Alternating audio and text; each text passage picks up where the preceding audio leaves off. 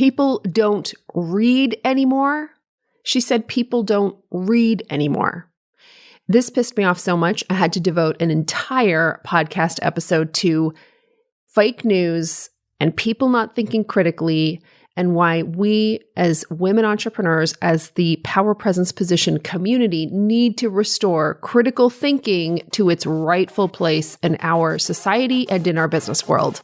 Dudes, I'm fired up for this one. Let's dive in. So here's the question. In a world where the rules of business have been written by men, how do women entrepreneurs like us, women who want to make millions of dollars and impact millions of lives, how do we create enormous success on our terms? That's the question, and this show explores the answers. Welcome to Power Presence Position.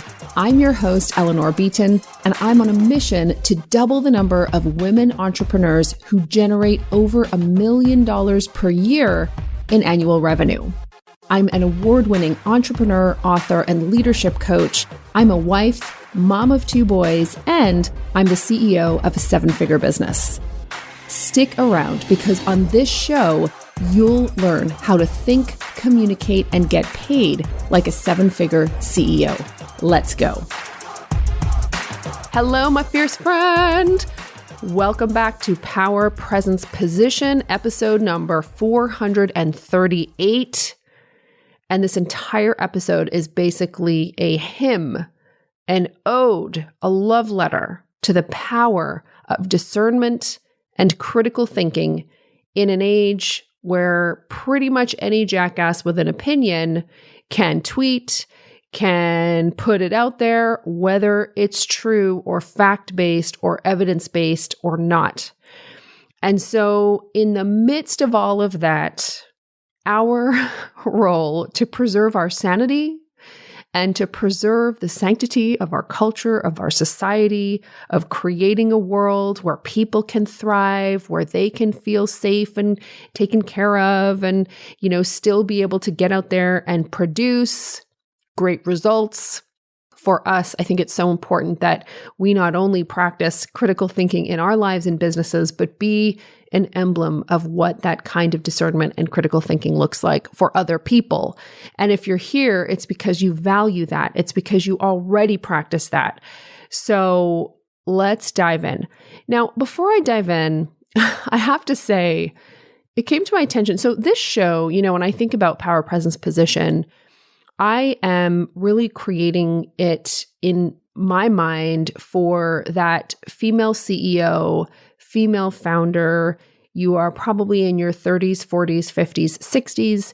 You are ambitious, and you also want to not only achieve incredible growth for your company, but do it in a way that allows you to create the kind of lifestyle that you want. So that's kind of, who I think about when I produce this podcast. And it has come to my attention that we have in amongst us this group of incredible 20-something-year-olds who are listening to this show. And one of you in particular is listening to the show religiously, getting your sister, your friends to listen to the show, telling them they need to come and enroll in our programs and work with us. Anyway, it's so funny, these amazing anecdotes that come through sometimes in all our thousands of listeners.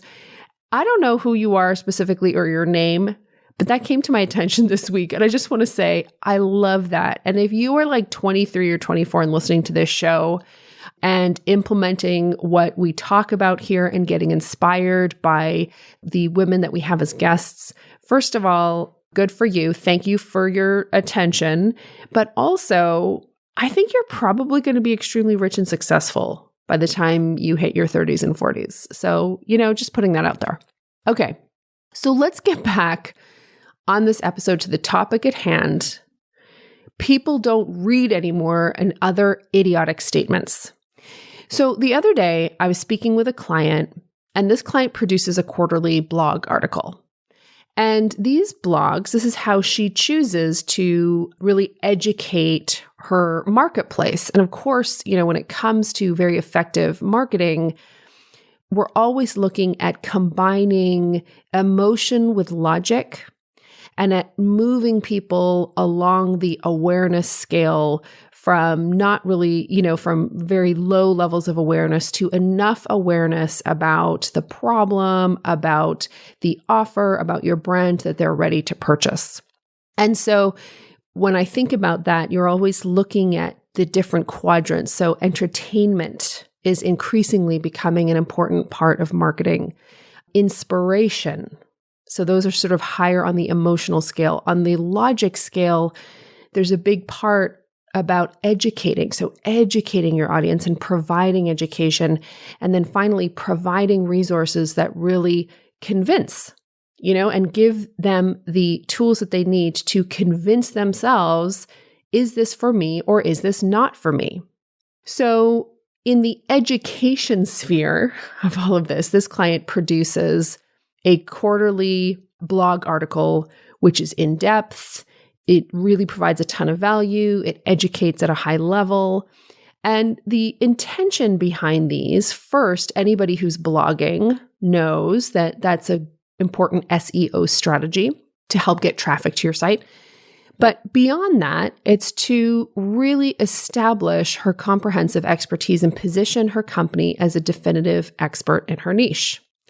So that's her strategy. She felt good about it. She felt confident about it. And then an acquaintance, and a well-meaning acquaintance, right? So this is not about the acquaintance. This is about, it has nothing to do with that. It has to do with us as CEOs applying critical thinking.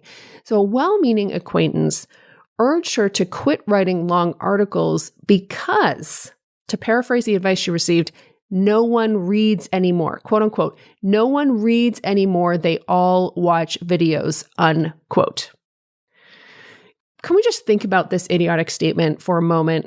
No one reads anymore. They all watch videos. I nearly fell off my chair with both laughter and horror when I heard this. People don't read anymore. They all watch videos is an idiotic statement. And it is an idiotic statement that does not stand the test of true critical thinking, which is, where's the evidence for this? Is this true? And in my opinion, this is fake news at its worst. And it's also a prime example of the kind of pat cookie cutter advice that attempts to confidently drown out critical thinking. And it's also the kind of thing that if you're not aware, and it's so easy for us not to be aware on a day-to-day basis, if you're not aware, you can allow that kind of idiotic statement to kind of settle into your brain as fact, and then it starts to inform how you do things. Okay? It sort of becomes fertilizer for the territory, but that fertilizer is not good fertilizer. It's going to do nothing for the soil. So let me give you an example. I want to dispute the erroneous claim that people don't read anymore with facts. So last year, the United States book market, I'm just using the US as an example, but in the research that I did, this was largely true over, well, I'll be honest, I looked at the big English-speaking markets. So the United States, Canada, the United Kingdom, Australia. I really looked at those. So does this hold up over other parts of the world? I can't say that for sure. But the United States book market generated over $25 billion in sales last year. And it had a compound annual growth rate of 0.9%. So the idea that nobody reads anymore is erroneous. It's not true. Now, are books a fast-growing market? Of course not. It's growing at a compound annual growth rate of 0.9%. It's a little stagnant, to be honest. But to claim that people don't read anymore is asinine and untrue. And the fact that the industry itself is sort of stagnant, it doesn't mean no one's reading. It just doesn't mean it's not necessarily a fast-growing industry. It's not like ride sharing. I want you, though, to think about, so that doesn't, the idea that people don't read anymore, it doesn't actually meet the evidence out there that suggests, no, people are still reading. The industry is growing, not quickly, but it's growing a little bit. So the idea that people aren't reading is not true. This is an industry that's generating $25 billion per year in sales in the United States alone. Now, I want to apply another layer of critical thinking here to take a look at this question. Okay, so who is buying that $25 billion worth of books? So some of the research that I looked at from reputable sources suggested that the average person, the average human, is reading 12 books a year, so a book a month. And keep in mind that that includes people like my younger son who eat up books like air, and those who don't want to, have zero interest in opening a book. But I want to apply another layer of critical thinking here, which was absent in the idiotic advice that people don't read, which is taking into sort of specific account this client's specific experience and specific circumstances. So in this case, this client, her target market are CEOs. Now, according to a Fast Company survey, the average CEO reads 60 books per year. That is more than a book a week. And I can tell you that my clients and colleagues and myself, we consume books like CEOs, which would be this client's target market, are hungry for applicable, practical information that we can use to advance our interests. And very often they are looking to books for that information. Why? Why are people still looking at books? And why are those people still looking at books? Because think about it. This is like a whole other podcast episode. And I really want you to think about this. In the age of Google, when you go to search something, you're searching for something very, very specific, right? How do I run Facebook ads? Where if you thought about it, years ago, you would have to get a book that was probably a bit more general. So a lot of the education that's happening is super, super specific. CEOs are reading books because they want context.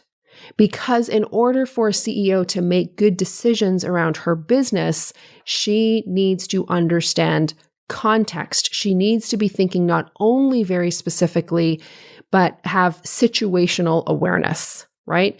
That's what books provide. They are a little bit broader. They provide a broader base that allows your knowledge to kick in very specifically, versus a search-based kind of knowledge where you're looking at articles that look at specifically one solution or specifically one thing. And the reason that that's a problem is because when all you have is a hammer, everything is a nail.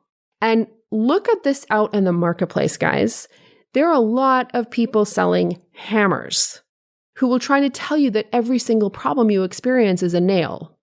Books allow you to develop a broader base, sort of broader knowledge base to be discerning, right? What's a nail and what's not a nail.